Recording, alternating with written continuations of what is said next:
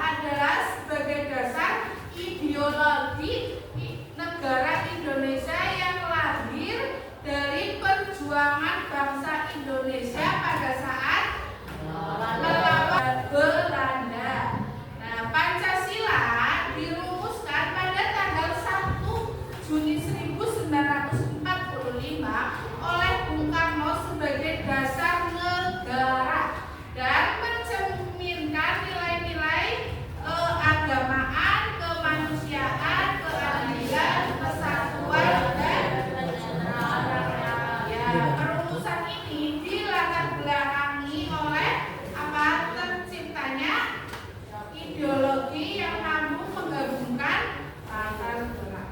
Proses perumusan Pancasila itu satu, perumusan Pancasila itu setelah proklamasi kemerdekaan Indonesia itu pada tanggal 17 Agustus itu pada Bapak pendiri negara Bung Karno-Hatta sepakat untuk menyusun dasar negara. Setelah proklamasi Indonesia pada tanggal 17 Agustus, Bapak pendiri itu sepakat menyusun negara. Dua, perubahan dan penyempurna.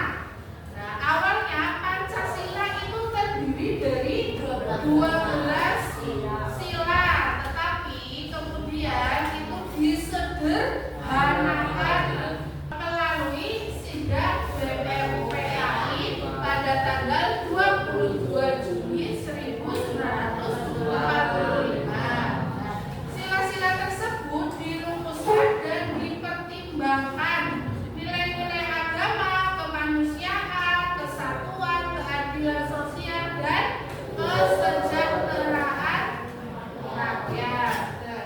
Ketiga, itu disetujui dalam pembukaan Undang-Undang Dasar 1945. Pancasila ini ditetapkan sebagai dasar negara dalam pembukaan undang-undang. Nah, dan ditandatangani oleh Bapak pendiri siapa?